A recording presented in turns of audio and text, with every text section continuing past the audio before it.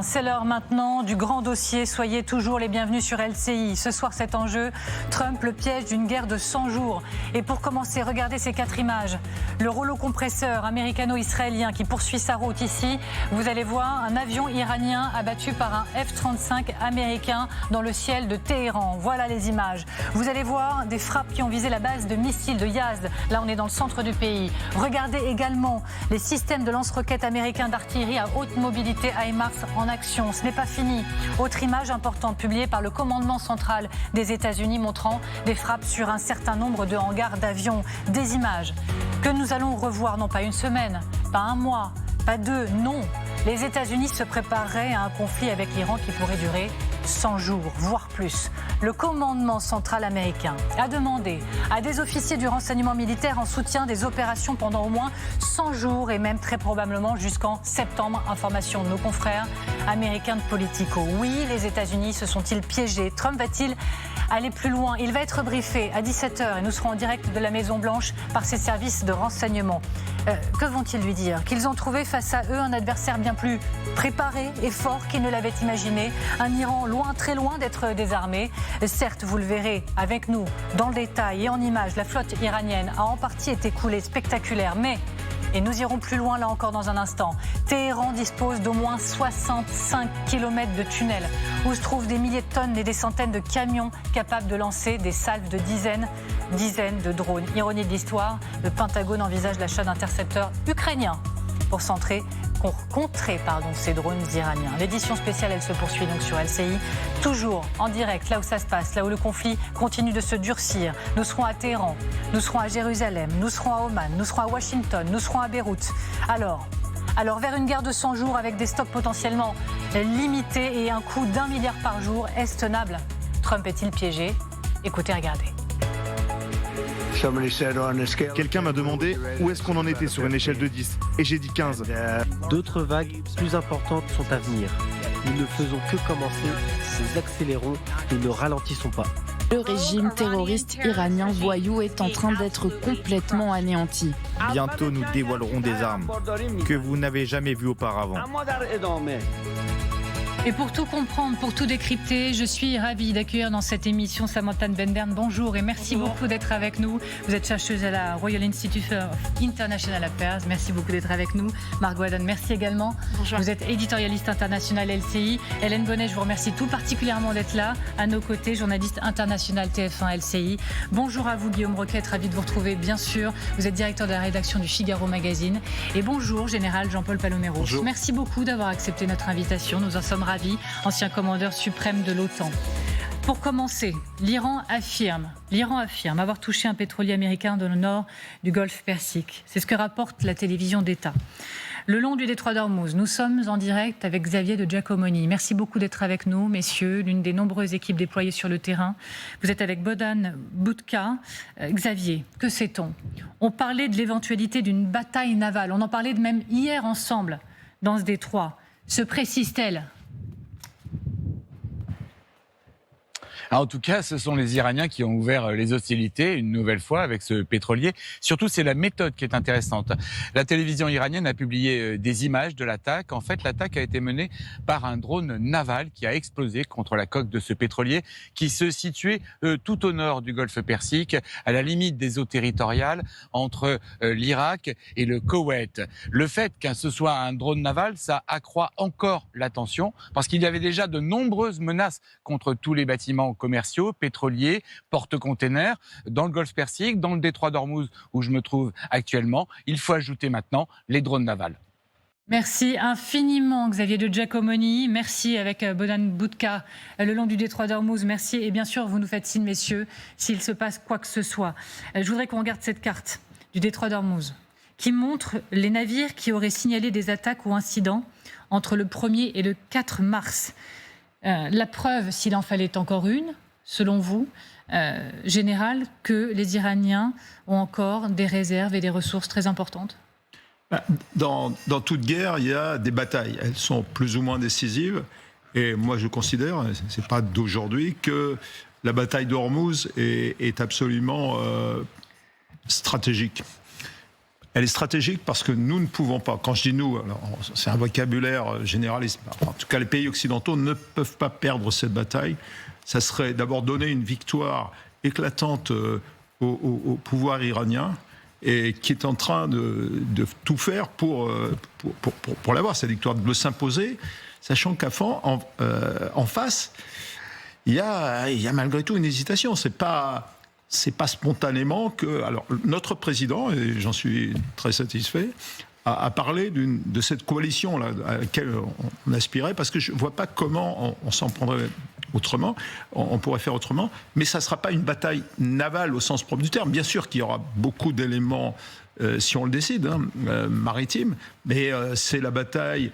En fait, c'est une bataille dans la guerre, c'est une bataille contre les frappes dans la profondeur du système iranien, c'est une bataille contre la mobilité des drones iraniens, c'est une bataille contre l'intelligence, le renseignement iranien. Donc tout ça, elle matérialise à elle seule, cette bataille d'Ormuz, la difficulté qu'il y a aujourd'hui à traiter cette guerre d'attrition, puisque c'est ça dont il s'agit, et de savoir à tout moment où se situe l'équilibre des forces. Et ce n'est pas les déclarations à l'emporte-pièce pour dire il reste 30%, mais 30% de quoi ? Moi, je ne le prends pas, même quand ça vient du chef d'état-major américain, qui doit faire aussi, ça fait partie d'une guerre, c'est la guerre psychologique. La guerre de communication. Mais honnêtement, je crois que personne ne sait où en est l'état des lieux, ni sur les missiles balistiques. De toute façon, les Iraniens ont intérêt à les économiser. S'ils arrivent à faire le job avec des drones, pourquoi pas, ça coûte beaucoup moins cher. Et ils se défont pas de leur outil stratégique que sont les missiles balistiques. Et dans quelques instants, on va voir justement, on va s'arrêter sur ces images de villes de drones, de tunnels par kilomètre qui seraient sous la ville de Téhéran ou disséminés dans le pays, parce que c'est important. Mais sur cette bataille d'Ormuz, comme vous venez de la nommer, le général Palomero, allez-y, Samantha de Bender. Oui, et pour comprendre son importance, beaucoup ne cessent de parler de l'importance pour le passage des hydrocarbures, mais il y a quelque chose de beaucoup plus important pour tout le monde qui nous regarde, c'est les exportations d'engrais. Alors, c'est pas très sexy de parler de l'urée, qui est un composant essentiel pour les engrais, mais 35% de l'urée mondiale passe par le détroit d'Ormuz. Les impacts que ça peut avoir sur l'agriculture seraient jusqu'à l'ordre de 50% de baisse de production agricole dans les pays, y compris les pays européens, qui dépendent de cette urée. Il y a deux grands producteurs d'urée dans le monde, c'est la Russie et les pays qui entourent le Golfe Persique, et surtout l'Iran.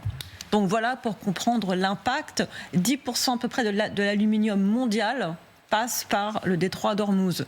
Donc l'aluminium, on en a besoin pour construire pratiquement tout dans les industries européennes, occidentales et mondiales. Donc pour comprendre l'impact qu'une potentielle fermeture du détroit d'Ormuz, il faut penser au-delà des hydrocarbures et voir que ça touche jusque dans nos assiettes.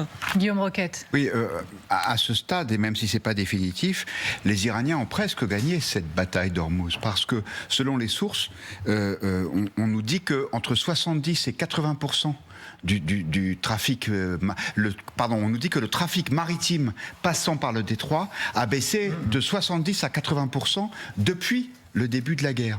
Et en fait, ces attaques, elles ont un double effet. D'abord, une crainte physique pour les navires qui sont là et qui se disent on ne va pas s'y aventurer. Et ensuite, un impact économique, parce que les primes d'assurance pour les bateaux qui passent par les détroit d'Ormuz sont en train de devenir absolument exorbitantes. Et donc, le coût de passage par ce détroit, qui, je rappelle, fait 20% des exportations pétrolières du monde et 25% des exportations de gaz naturel liquéfié, va s'arrêter d'elle-même, indépendamment des frappes iraniennes. Alors, je vous fais signe parce que dans 2 minutes maintenant, le président américain, Donald Trump, qui est déjà à la Maison-Blanche, puisque vous allez le voir avec Sonia Dridi, il y a un marine devant la porte, ça veut dire qu'il est bien présent, il va être rejoint par ses services de renseignement pour être briefé. Sonia Dridi, merci beaucoup d'être avec nous. Donc en direct de la Maison-Blanche, vous y êtes accrédité. On voit bien le marine derrière vous, il est là, Donald Trump. Ça, c'est le signal. Il faut juste, on essaie de comprendre pour nos téléspectateurs ce qui se joue derrière vous. Qui est là, dans la salle, dans ces moments-là? Comment ça se passe? Et que peuvent lui dire ces membres de services de renseignement?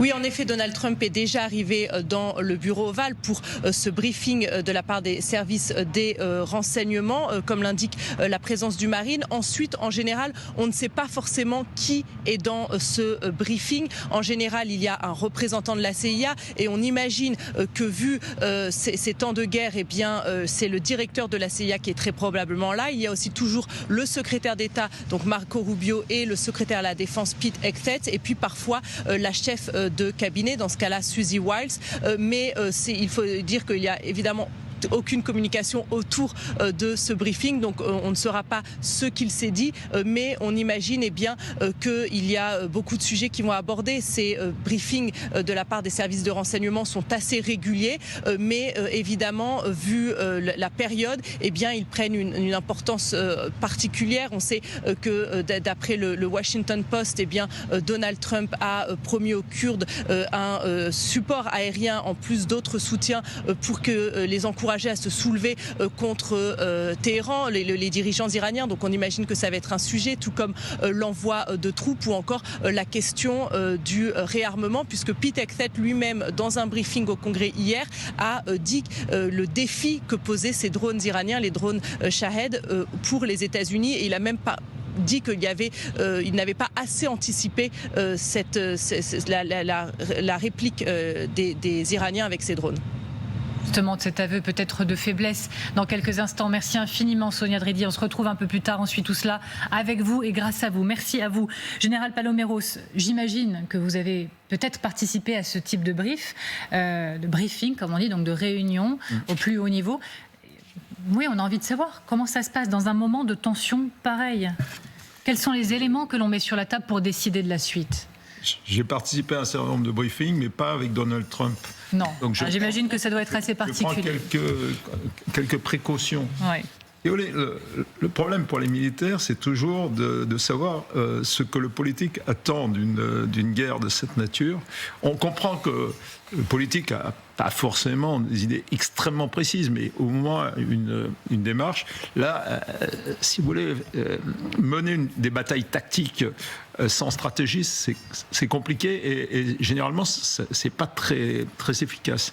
Donc, le but du chef d'état-major américain, tel que je le perçois et dans ses interventions, c'est de redonner une vision, une dimension stratégique, d'imposer en quelque sorte à Donald Trump, qui est quand même le commandeur in chief, de lui imposer une vision stratégique en lui faisant prendre conscience qu'à un moment donné, les paroles s'envolent, mais la stratégie reste.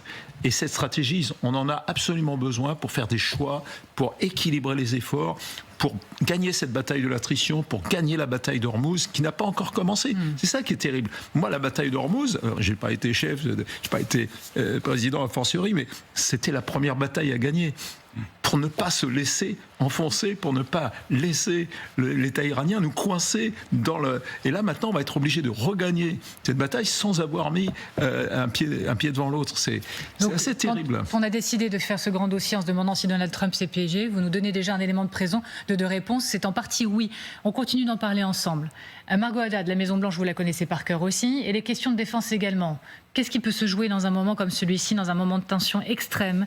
Et que mettons sur la table pour comprendre la suite ?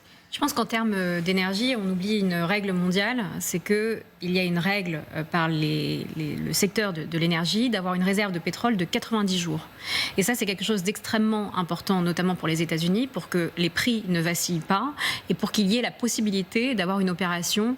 Bon, Trump parle de 100 jours, c'est déjà un peu plus long que les 90 jours, mais il y a la possibilité d'avoir des réserves pour que ça n'atteigne pas l'inflation tout de suite, en tous les cas de manière immédiate. D'autre part, la question qui se pose réellement, les deux questions qui se posent réellement actuellement aux États-Unis, c'est tout d'abord l'armement des Kurdes iraniens, qui aurait été confirmé par certaines sources, et l'autre pan, c'est également comment faire face à la menace principale qui est une sorte de chaos dans la région, qui sont les drones iraniens. Plus que les missiles, ce sont les drones qui peuvent être une perturbation majeure. Et là, les États-Unis ont des faiblesses au niveau de la défense. Et il y a la possibilité que les Ukrainiens viennent aider les États-Unis. C'est un